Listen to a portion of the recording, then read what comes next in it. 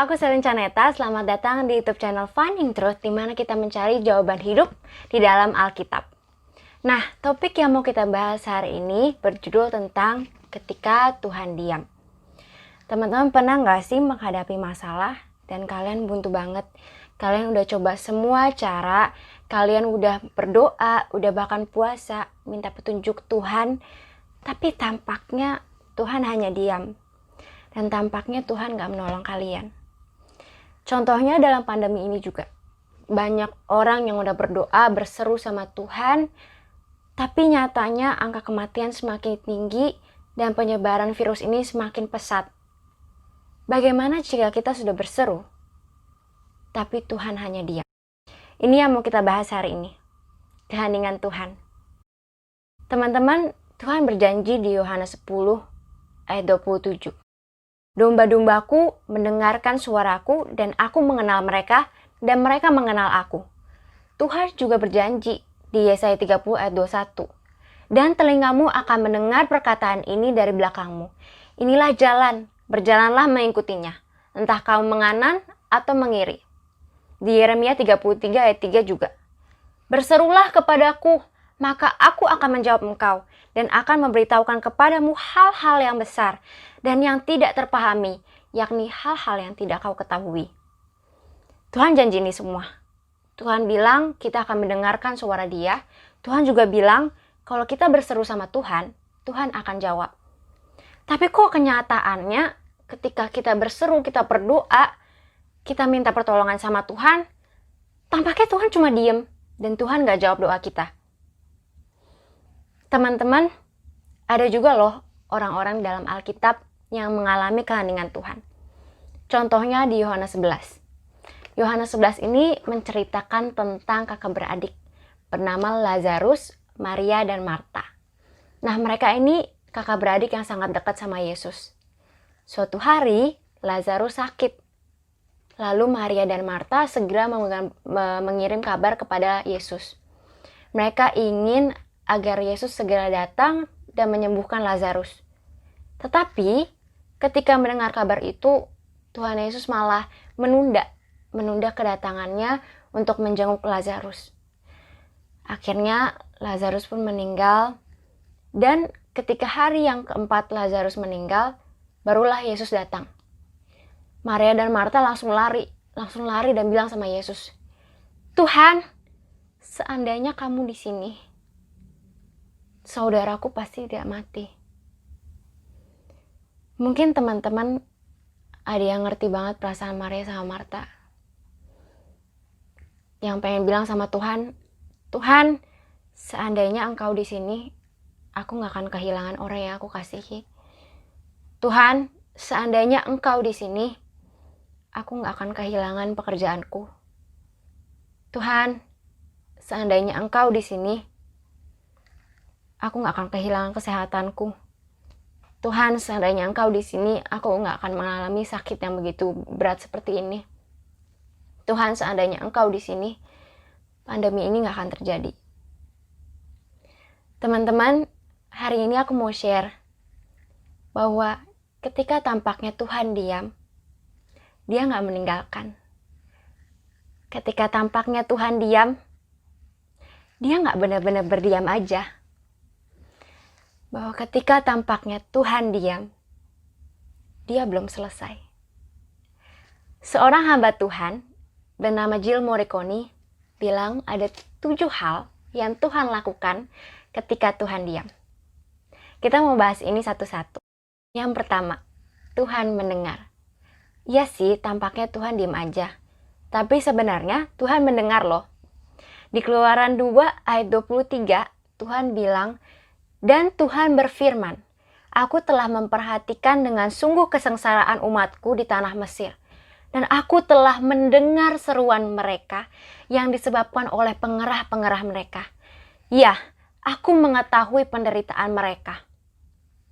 Di Mazmur 34 ayat 16 juga Tuhan bilang, "Mata Tuhan tertuju kepada orang-orang yang benar, dan telinganya kepada teriak mereka minta tolong." Di dalam kehampaan, kesunyian, ketidakberdayaanmu, Tuhan lagi mendengarmu sekarang. Kamu gak lagi ngomong sama angin ketika berdoa. Doamu gak sia-sia. Tuhan di sana mendengar. Yang kedua, bukan cuma Tuhan mendengar, tapi Tuhan juga peduli. Kita bisa dengar orang, masuk kuping kanan, keluar kuping kiri. Tapi gak begitu dengan Tuhan. Di Matius 10 ayat 29 Tuhan bilang begini. Bukankah burung pipit dijual 2 ekor seduit? Namun seekor pun daripadanya tidak akan jatuh ke bumi di luar kehendak Bapamu. Tuhan aja peduli sama burung pipit. Apalagi sama kamu yang Tuhan ciptakan menurut gambar dan rupa Allah. Tuhan juga bilang di Roma 5 ayat 8. Akan tetapi Allah menunjukkan kasih-Nya kepada kita oleh karena Kristus telah mati untuk kita ketika kita masih berdosa. Nggak peduli kamu sudah berdosa apapun, nggak peduli latar belakangmu, Tuhan mati untuk kamu ketika kamu masih berdosa. Tuhan sangat peduli sama kamu. Yang ketiga, Dia bersamamu. Kamu nggak melewati ini semua sendiri. Ada Tuhan yang bersamamu sekarang. Yesaya 43 ayat 2. Apabila engkau menyeberang melalui air, aku akan menyertai engkau. Atau melalui sungai-sungai, engkau tidak akan dihanyutkan. Apabila engkau berjalan melalui api, engkau tidak akan dihanguskan. Dan nyala api tidak akan membakar engkau. Masalah ini gak akan menghancurkan engkau. Karena Tuhan sedang bersamamu. Dan Tuhan akan menguatkan engkau. Mau tahu kenapa Tuhan bersama kita? 2 ayat di bawahnya Tuhan bilang, oleh karena engkau berharga di mataku dan mulia, dan aku ini mengasihi engkau, maka aku memberikan manusia sebagai gantimu dan bangsa-bangsa sebagai ganti nyawamu. Yang keempat, Dia mengerti. Ketika di dalam masalah yang berat, kita pengen ada seseorang yang mengerti perasaan kita. Kita pengen ada teman yang memahami kedalaman kesedihan kita. Ada Tuhan yang mengerti engkau. Orang lain mungkin gak ngerti engkau. Mungkin orang tua, mungkin teman, mungkin keluarga dekat, mungkin orang yang kalian kasihi, mungkin sekarang gak ada yang mengerti kesedihanmu. Tapi Tuhan mengerti. Yesus juga pernah mengalami keheningan Tuhan. Contohnya di Taman Getsemani. Sebelum Dia disalibkan, Dia mengajak murid-muridnya untuk bersama dengan Dia berdoa di Taman Getsemani. Tuhan Yesus di situ sangat sedih. Kenapa? Karena Dia gak merasakan hadirat Tuhan. Dia gak merasakan doa-doanya dijawab. Dia merasakan kesesakan yang luar biasa. Tetapi bukan cuma Dia merasakan keheningan Tuhan, tapi juga Dia merasakan kesepian di dalam keheningan itu. Teman-temannya, murid-muridnya yang seharusnya sangat dekat sama Dia, malah tertidur, bukan yang nemenin Dia. Mungkin teman-teman juga ngerasain hal yang sama. Bukan cuma keheningan yang kamu rasakan, tapi juga kesepian di dalam keheningan itu. Mungkin orang tua gak ada yang mengerti, teman gak ngerti, keluarga gak ngerti. Tapi ada Tuhan di sini yang mengerti kamu. Yang kelima, Dia menghibur. Bukan cuma Dia mengerti, Dia mendengar, Dia bersamamu, tapi Dia menghibur supaya kita kuat untuk melewati ini semua. 2 Korintus 1 ayat 3-7. Terpujilah Allah, Bapa Tuhan kita, Yesus Kristus. Bapa yang penuh belas kasihan dan Allah sumber segala penghiburan, yang menghibur kami dalam segala penderitaan kami, sehingga kami sanggup menghibur mereka yang berada dalam bermacam-macam penderitaan dalam penghiburan yang kami terima sendiri dari Allah. Dia menghibur dengan 2 cara. 1, firman Tuhan, Alkitab. Yang kedua, melalui Roh Kudus, melalui hadirat-Nya. Ketika kita merasakan ketenangan di dalam hadirat-Nya. Yang keenam, Tuhan menjawab. Iya sih, tampaknya Tuhan hanya diam. Tapi mungkin juga Tuhan udah jawab doa kalian, tapi gak sesuai dengan yang kalian harapkan. Kalau kata orang, ada 3 opsi jawaban Tuhan. Ya, tidak, dan nanti. Mungkin sekarang Tuhan jawab nanti. Mungkin juga sekarang Tuhan jawab tidak. Kita kembali lagi yuk ke cerita Lazarus. Ada alasan kenapa Tuhan sengaja menunda untuk menjenguk Lazarus. Di Yohanes 11 ayat 4 Tuhan bilang, ketika Yesus mendengar kabar itu, Ia berkata, Penyakit itu tidak akan membawa kematian, tetapi akan menyatakan kemuliaan Allah, sebab oleh penyakit itu anak Allah akan dimuliakan.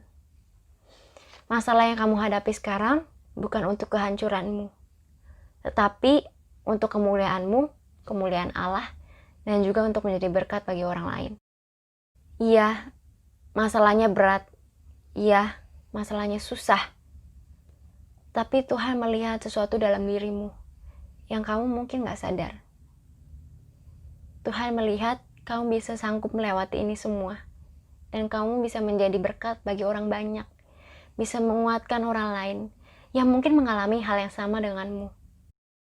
Kita jadi lanjut ke poin yang ke-7. Yang terakhir. Tuhan menyelamatkan. Di dalam cerita hidup Lazarus ini, meskipun Lazarus sudah meninggal 4 hari, tapi Tuhan bisa mendatangkan mujizat. Tuhan membangkitkan Lazarus dari kematiannya. Akhirnya Lazarus hidup kembali. Tuhan Yesus bukan cuma membangkitkan Lazarus, tapi kita lihat yuk di pasal 12 ayat 9. Sejumlah besar orang Yahudi mendengar bahwa Yesus ada di sana dan mereka datang bukan hanya karena Yesus, melainkan juga untuk melihat Lazarus yang telah dibangkitkannya dari antara orang mati. Lalu imam-imam kepala bermufakat untuk membunuh Lazarus juga. Sebab karena dia banyak orang Yahudi meninggalkan mereka dan percaya kepada Yesus. Sama seperti di kisah Lazarus, Tuhan akan menyelamatkan kamu. Tapi bukan cuma menyelamatkan, juga untuk menjadi berkat bagi orang banyak yang mungkin merasakan hal yang sama yang kamu alami sekarang. Aku gak tahu apa yang kamu alami. Aku juga gak tahu kisahmu. Tetapi di dalam keheningan yang kamu rasakan, aku mau sampaikan kalau ada Tuhan yang mendengar. Ada Tuhan yang peduli. Ada Tuhan yang bersamamu. Ada Tuhan yang mengerti. Ada Tuhan yang menghibur. Ada Tuhan yang menjawab. Dan ada Tuhan yang menyelamatkan. Jadi itu teman-teman, pembahasan kita hari ini. Kalau ada kritik dan saran, boleh komen di comment section yang bawah ini. Dan kalau kalian suka konten yang seperti ini, boleh kalian like dan subscribe ke channel ini. Sampai jumpa!